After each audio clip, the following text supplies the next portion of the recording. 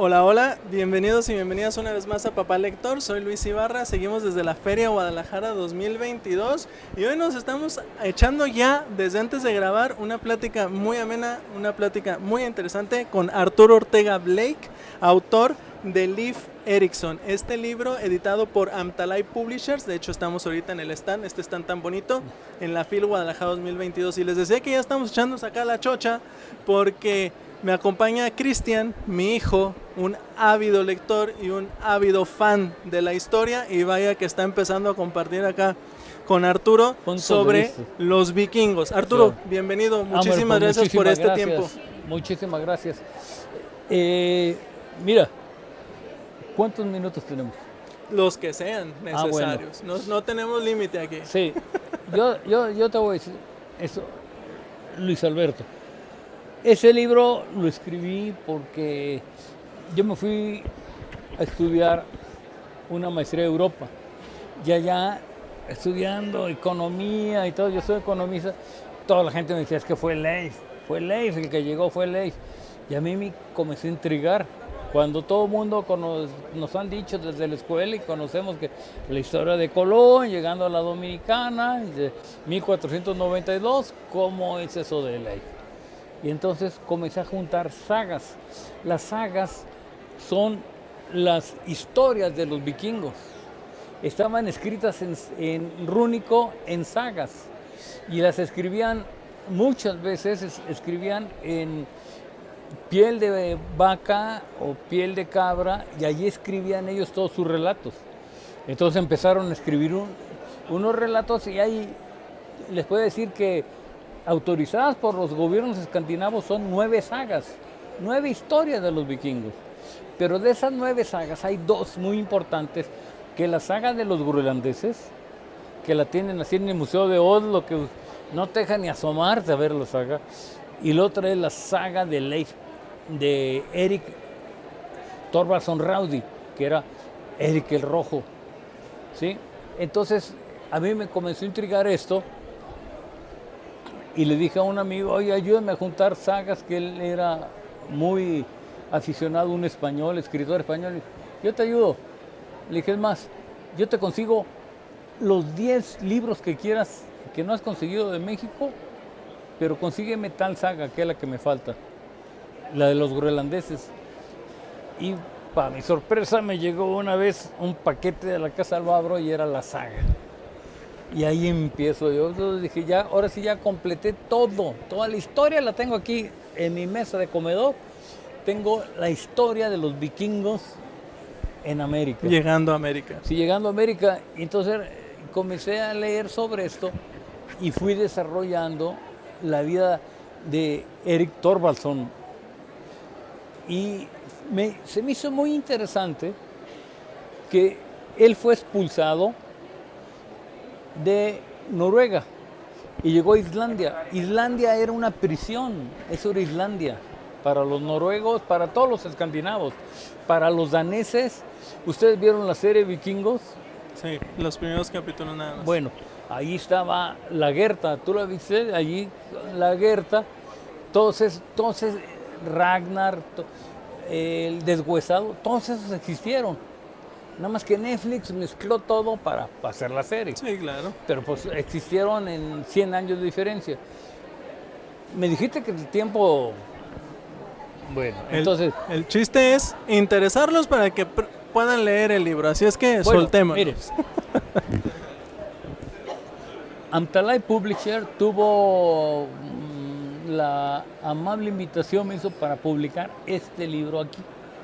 A mí me dio mucho gusto porque es una novela histórica y hasta ahorita es la única novela que ha publicado Amtalai, ¿verdad? La única novela. Pero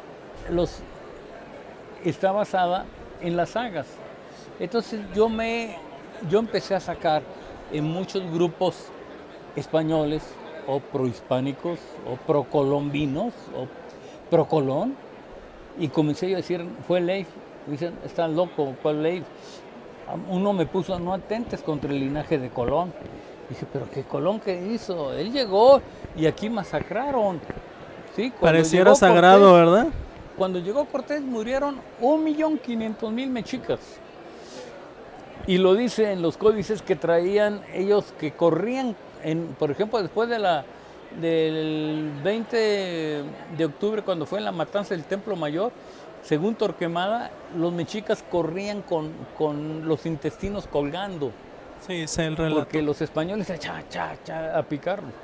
Y entonces, De hecho, muy diferente a la forma en la que los vikingos llegaron a el norte de América y pues ahí ya también había tribu. ya había tribus. Sí, ya había y ellos tribus. no fueron así de una manera tan violenta, sino No, que mira. fue algo más pacífico, algo más Es- progresivo. Es algo que yo menciono y digo mucho.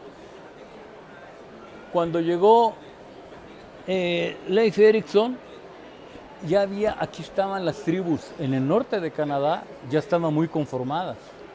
Nazcapi, Jaidas, Cris, Tatanas y Mojicanos, todos se conocían y todos se respetaban. Y cuando llega Leif, tienen contacto con ellos y eran dos cosmovisiones completamente distintas. Diferentes. Sí, y también les he comentado yo que Harald fue rey de Irlanda. Harald era vikingo y fue rey de Irlanda. Y nunca les impuso ni religión, ni les impuso fuerza, ni ejército, ni nada, ni idioma a los irlandeses. Eran muy respetuosos en eso. Pero claro, se ha tergiversado mucho esta parte de la historia y ahora pues sí dicen que fue Colón, pero de todos lados ya empiezan a cuestionarlo, porque hay dos sucesos muy importantes, dos pruebas a las que aducen los prohispánicos, o sea, los españoles, que es falso. Son una piedra que hicieron en Estados Unidos, en Minnesota, y dicen ellos que esa piedra era de Leif Erikson. Y después la probaron con carbono 14 y con radio. Dicen, esa prueba no es falsa. Esa prueba tiene rasgos de 1400. No es real. Entonces vuelvo a decir, los españoles somos los conquistadores y los que descubrieron. Y después viene otra prueba, que es el mapa de Jarni Helhofsson, un mapa al que tuvo acceso Leif Erikson. Ese era de un navegante que en el año 996, este navegante cartografió toda la costa de Canadá. Y Jarni era islandés, pero él se fue a vivir a Groenlandia. Y Eric el Rojo es expulsado de Groenlandia porque comete un asesinato porque le quitaron unas vigas de madera. Y la madera para el vikingo era más preciada que el oro. Sí, Ellos buscaban la madera. De hecho, dentro del libro, parte de cómo trata de convencer a los vikingos para que se vayan a Groenlandia es diciendo. Entonces, ¿lo leíste? Sí. Ah, bueno. Que hay grandes bosques y por eso lo Grandes llama bosques. Groenlandia. Eric le pone Greenland, Greenland. tierra verde. Sí. Y los junta en Reykjavik y de ahí se lanzan todos. Se lanzan a Groenlandia. Y en Groenlandia cuando llega, ahí se da cuenta que está el mapa de Jarni Helhofsson. Pero les voy a contar algo que no viene en el libro. Un poquito aparte, porque eso no es sobre la vida de Leif, sino que el Papa en ese tiempo, el Papa era Alejandro Borgia, era el Papa Borgia, el que todos los conocemos, y el Papa le pidió a Bartolomé Colón, quien era el hermano de Cristóbal, le pidió, ve y consíguete este mapa. Lo tienen en Londres o en Dublín, por allá debe estar el mapa. Y se va Bartolomé a buscar el mapa. Y por eso yo decía en la mañana, y estoy seguro de que el que financió la venida de Colón, del hermano de Bartolomé, fue el Papa. Al Papa le interesaba. Estaba buscándolo. Estaba buscándolo. Esto poco a poco está saliendo, pero se cometió un grave error, que el mapa se lo llevaron al Papa, a Borgia, a Alejandro VI. Alejandro VI toma el mapa y le dice a Bartolomé: búscate a tu hermano y vamos a hacer una expedición hacia esas zonas.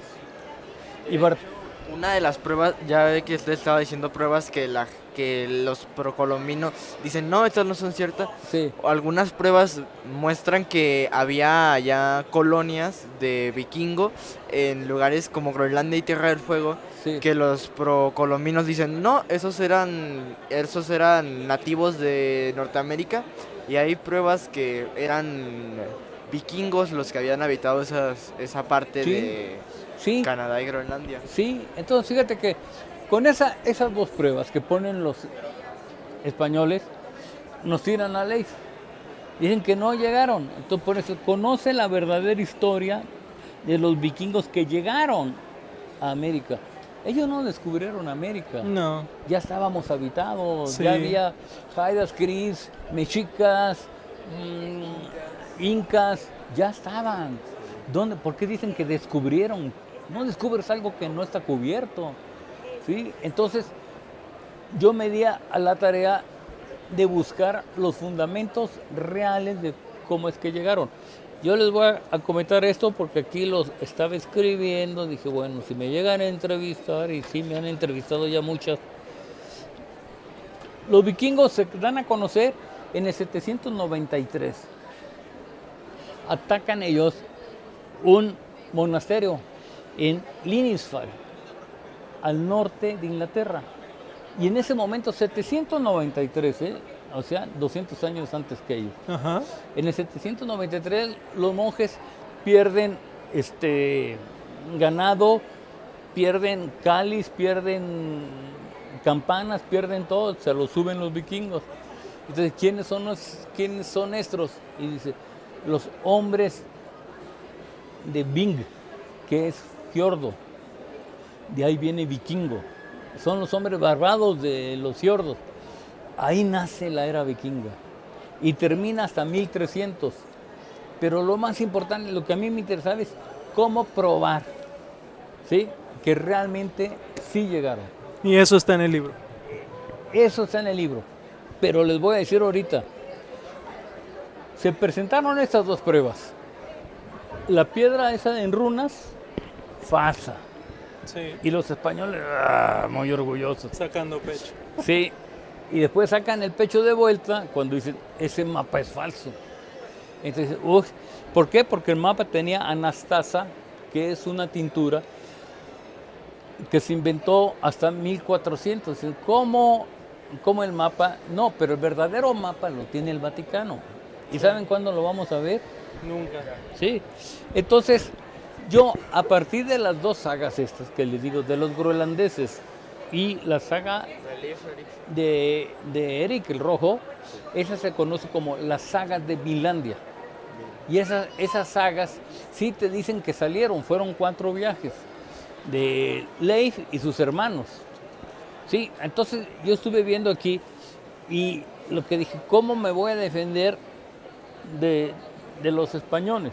Entonces, la Universidad de Groningen en Holanda tiene los mayores estudios sobre radiocarbono y le llaman dendrometría al análisis de la edad de la madera. Y la Universidad de Groningen hizo un estudio de las maderas del asentamiento de Vinlandia, que era Leifbudir para los vikingos. Era el lugar donde llegó a asentarse en Terranova. Y ese ahorita se llama Lanson Meadows, que es la ensenada de las medusas. Y entonces ahí la universidad se puso a estudiar mucho y encontró que efectivamente las maderas tienen un anillo que por radioisótopos captan lo que fue una explosión en el 992 una explosión del Sol muy fuerte. Y eso marcó el radio los círculos de la madera. Eso marcó la madera. Dicen, ¿sabes qué? Sí son reales y son muy antiguos, tienen más de 1000 años. Entonces dice, sí llegaron los vikingos. Es lo único que dice. Después se une a la Universidad de Boston, dice Boston, ya los españoles nos han dado 2 golpes. Queremos ahora nosotros probar que sí llegaron. Entonces lo que hace Boston es decir, ahora yo voy a analizar esto y dice, ¿sabes qué? Vamos a analizar desde los sedimentos, ¿sí? Lo que son pues las evidencias rudimentarias de semillas, huesos que usaban los vikingos. Entonces, pues, en algún lugar tenían que dejar esos depósitos hasta el escarabajo y lo empezaron a analizar y el escarabajo que está ahí, ellos encontraron partes de hierro y la madera además estaba cortada con hierro. Decían, ¿de dónde? Los vikingos sí tenían hierro, los nativos no. Pero por el otro lado, sí, me puse a estudiar, para hacerlo completo, me puse a estudiar la historia de las, ahora sí que, comunidades nativas. Y ahí entra, no sé si le dice a Ryuk, que Ryuk fue el que las comenzó a congregar para formar entre Jaidas, Cris, Tatanas y Nazcapis el reino algonquino. Y el reino algonquino, cuando llega al Leif, comienzan a intercambiar, poco a poco se van dando a conocer vikingos y nativos americanos. Y es el primer encuentro. Snorri, por ejemplo, ahorita ya hay libros sobre Snorri en Escandinava. Snorri es el primer vikingo nacido en América. Snorri. No sé si tienen alguna pregunta o les sigo. Usted diga. Sígale. De hecho, comprobando eso, se tiene registros que los vikingos llegaron mucho más lejos y que hay barcos y madera que se sabe que es vikinga por toda la costa de Canadá, Estados Unidos, y comprobando que son muy exploradores por el mar Mediterráneo que... Sí. Pues, te digo que llegan a los califatos. Llegan hasta los califatos y hablan con los califas árabes y negocian. Sorprendente. Sí, y se mezclan, pero el vikingo, mira, desde la conformación, ellos tenían una asamblea, ellos no tenían un gobernador, era una asamblea popular, que ahora quisiéramos nosotros que hubiera asamblea popular así. Los Godars, los señores de las comarcas, se sentaban con los vikingos a ver qué podía negociar y todo, y esas eran las asambleas. Y cuando sucede todo esto, que viene el Leif, ya traía la idea de las asambleas. Y cuando habla con ellos, lo que tú dices del Mediterráneo, siempre lo hicieron. Ellos intercambiaban mucho, estaban muy avanzados. Y sobre todo el vikingo, ¿sabes qué? Ayudaba mucho o le daba mucho peso a la mujer. Para el vikingo era importantísima la mujer. Nosotros no tenemos bueno, en ese tiempo yo lo vi en la saga de los groenlandeses que ya existía el divorcio. Estamos hablando del siglo XI y la iglesia viene a instituir en católicas hasta el siglo XVIII, XIX y ellos en el XI ya. De hecho se sabe que había mujeres que, por ejemplo, Liv Erikson y cuando se llevaron a gran parte de esa gente a las expediciones o a las batallas con otras tribus, pues lo que hacían era dejar a las mujeres y ellas podían defenderse y portar armas porque tenían ahí el entrenamiento para valerse por sí mismas las mujeres y tenían muchos derechos también. Y lo que dice del divorcio, que podía pedir tanto el marido como la mujer el divorcio ante la asamblea. Y sabes que además que hacían algo muy justo. Sabes, yo soy propietario de todo esto y me estoy divorciando a mitades. Michas. A michas, es la mitad para el hombre y la mitad para la mujer.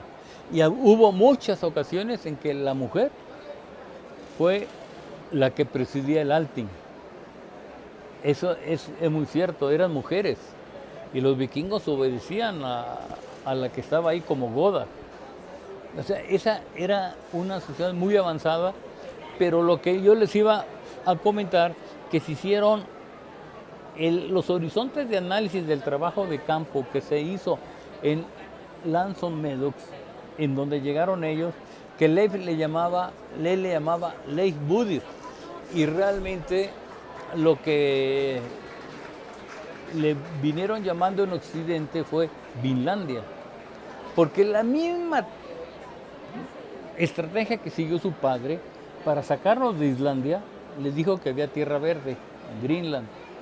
Y cuando Leif encuentra Terranova, le llama Vinlandia, tierra de la vid, porque Rollo llegó hasta Noruega, hasta París, y entraban por puritito vino.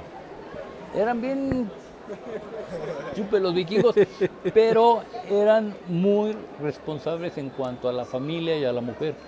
Entonces, los estudios que estuvieron haciendo, ahora no se explican los escandinavos por qué los vikingos llegaron y dijeron, ¿sabes qué? Vamos a poner el asentamiento. ¿Por qué no de ahí empezaron a expandirse? Exacto. Sí. Como sí lo hicieron los españoles. Sí. Entonces, porque el vikingo era muy respetuoso de las costumbres. ¿Sí? Lo vemos con Harald, que les digo, Harald era rey de Irlanda y era vikingo, o sea, eran muy respetuosos. Y además, ahí lo que decían ellos, para el vikingo, como les dije, al vikingo le interesaba mucho la madera. Y en Canadá hay mucho roble y les interesaba ser exportadores de roble y de pieles. Dice, aquí ya lo hicimos. ¿Sí? Y entonces ellos estaban pensando en un asentamiento, pero desde el punto de vista comercial.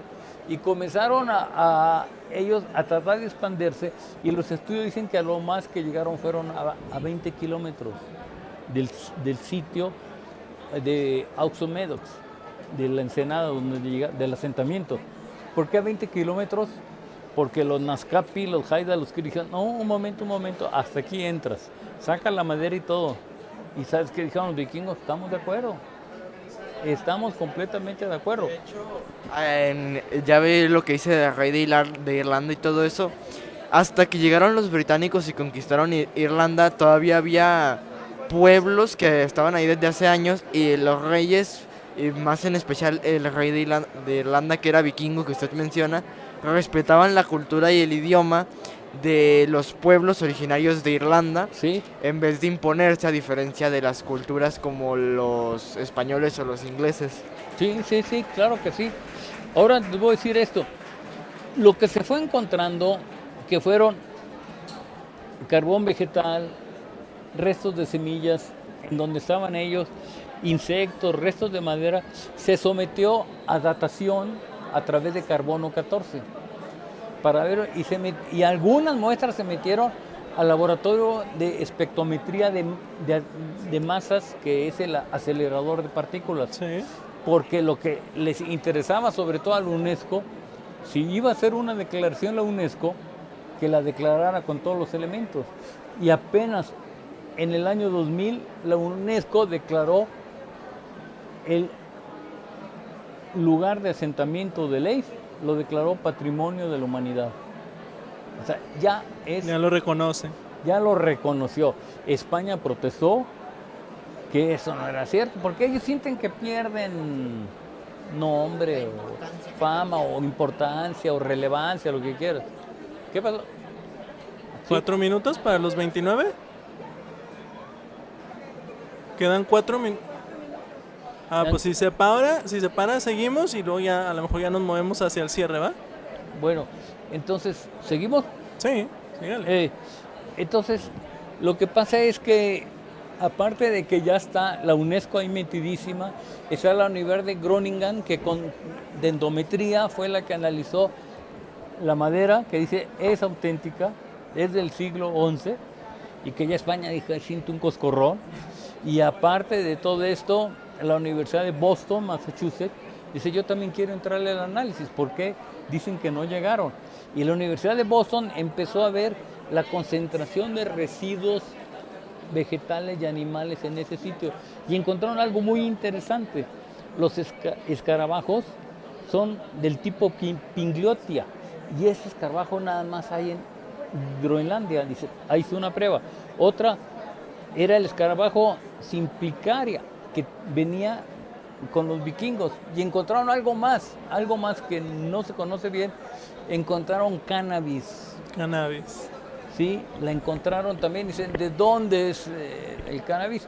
Pues ellos viajaban por toda Asia.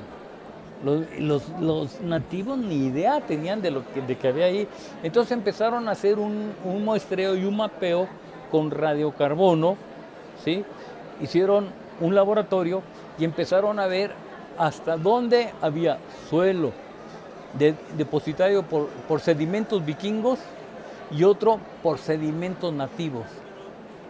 Entonces encontraron que sí hubo convivencia, que eran capas y capas. Y ahí estuvieron ellos mucho tiempo hasta que, bueno, tú ya lo leíste, que no quiero decir el final, si no, no compran el libro. No tiene chiste. Sí, no lo compran, pero que está aprobado por la UNESCO ya como Patrimonio de la Humanidad.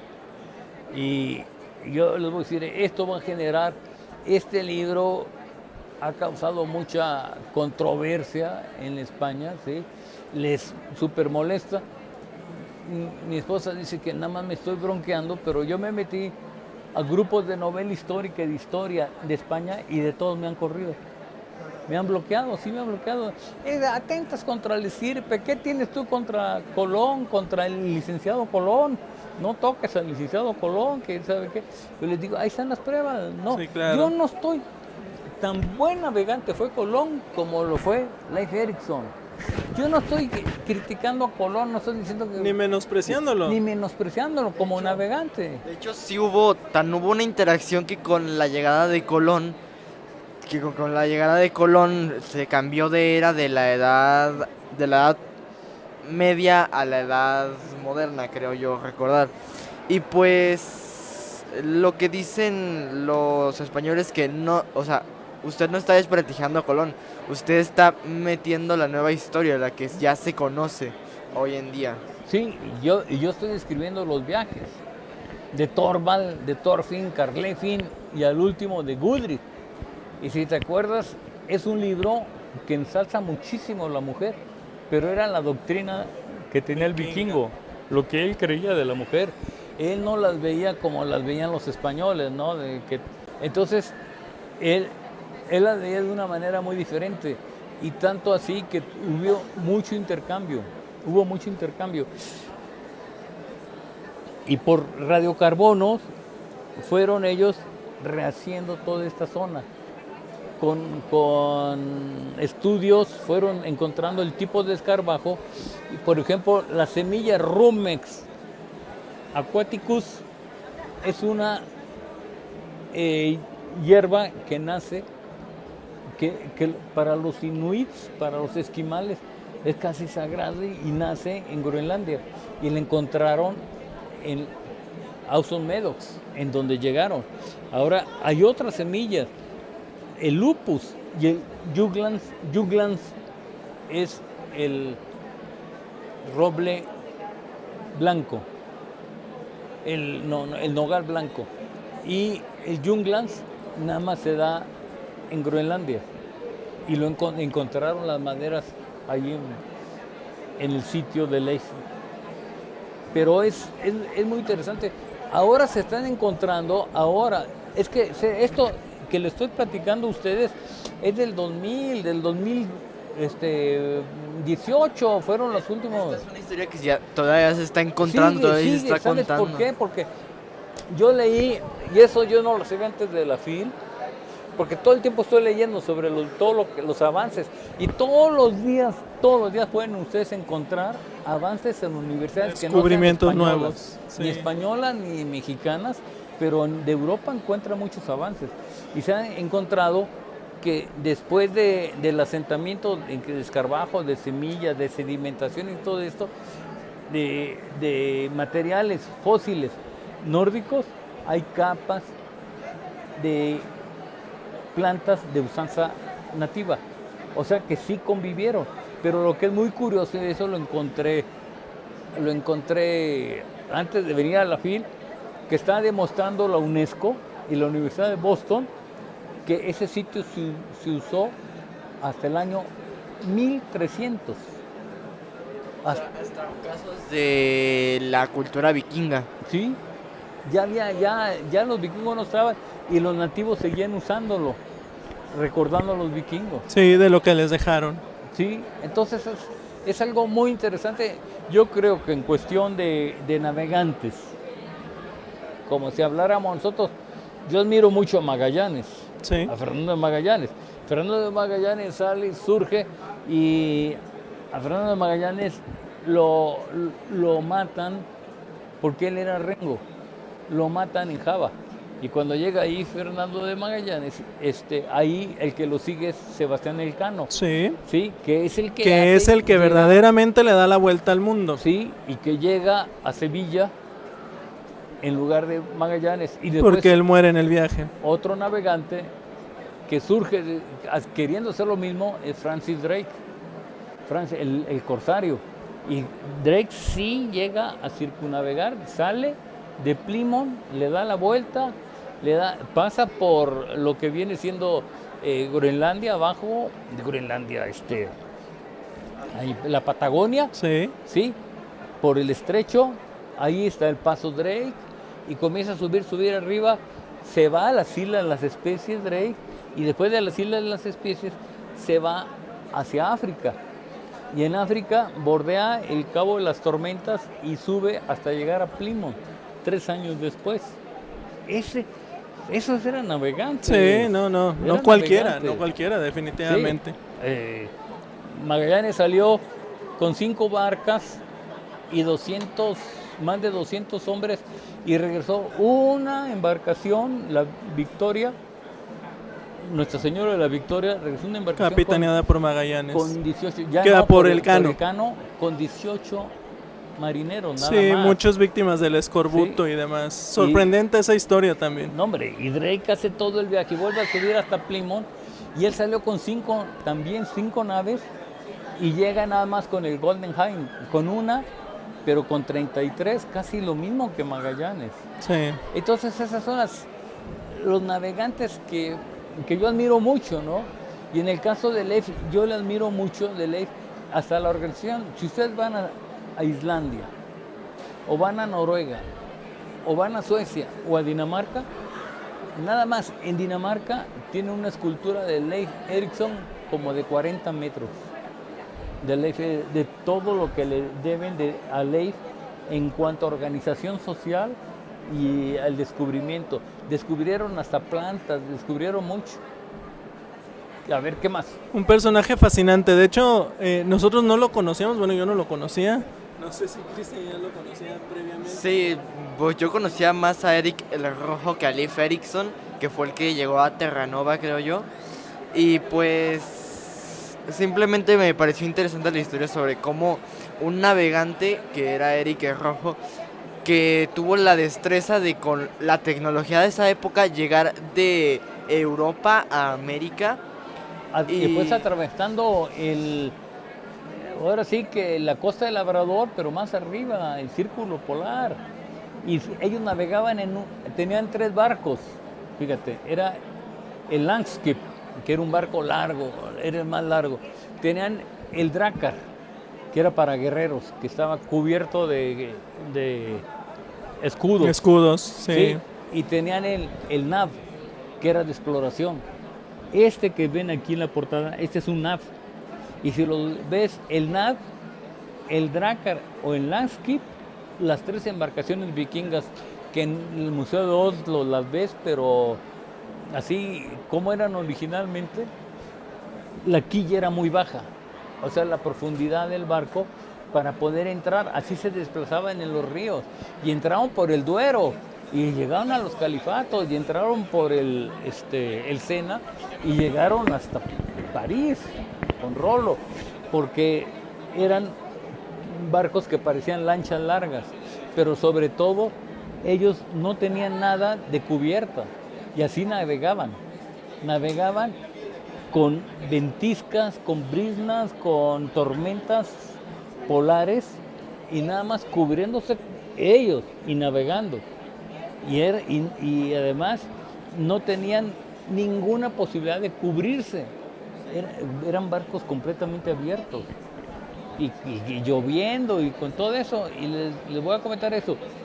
En el caso de Leif, se han encontrado mucha botonadura, agujas, botones de acero, empuñadura de cuchillos y todo eso en Lake Boothia, en Lanson Meadows, donde las ensenadas de las medusas cada vez es más lo que se sabe y más lo que se está avanzando. Excelente, pues está muy interesante. Eso es lo que van a encontrar en este libro, publicado por Amtalai Publishers, de parte de Arturo Ortega Blake. Leif Erikson conoce la verdadera historia de los vikingos que llegaron a América en el siglo XI. La verdad es que es súper interesante la historia y vaya, no hay edad. Si te interesa la historia, si te interesa conocer sobre estos navegantes fascinantes y demás, aquí está la muestra. Mi hijo Cristian, 13 años, está fascinado con el libro, está fascinado con esta historia, estamos fascinados con esta plática. Y bueno, si todavía alcanzan a ver este video mientras la FIL Guadalajara está en curso, pueden darse una vuelta al stand de Amtalai Publishers. Aquí lo consiguen, aquí se los pueden vender. Después, si no tuvieron oportunidad, lo pueden conseguir en las librerías de prestigio. De hecho, en la misma página de Amtalai, búsquenlo, consíganlo, disfrútenlo, interésense, porque como bien dice su autor, esto es historia que va en progreso. No está todo escrito, nuevos descubrimientos, y qué buen punto de inicio el libro de Leif Erikson. Bueno, yo te voy a decir también esto que a mí me ha causado mucha satisfacción. Me causó mucha satisfacción que de repente recibí un correo de una maestra sueca que dice: ¿cómo es posible que la mejor biografía de Leif Erikson la haya escrito un mexicano? Sorprendente. Dice, ¿cómo es posible? Y otra que lo recibí el mes pasado de una arqueóloga que dice: está perfectamente descrita cómo era la costumbre vikinga de llegar a cada lugar. Sí, y pues a mí como lector me pareció que es un libro fácil de leer, un libro que te explica pero que no te sobrecarga con información, o sea, es preciso con lo que quiere decir. Eso, y que al ser una novela en sí cuenta una historia, la historia de la vida de Erik el Rojo y Leif Erikson, sí, y los viajes a través de Noruega, de Islandia, de Groenlandia y de Terranova, o sea... Sí, ahora, este género, te voy a decir, Cristian, la verdad, este género, ojalá y tú te incursiones en este género, novela histórica. Lo decía Jacinto Benavente: bienvenida la historia a través de una novela.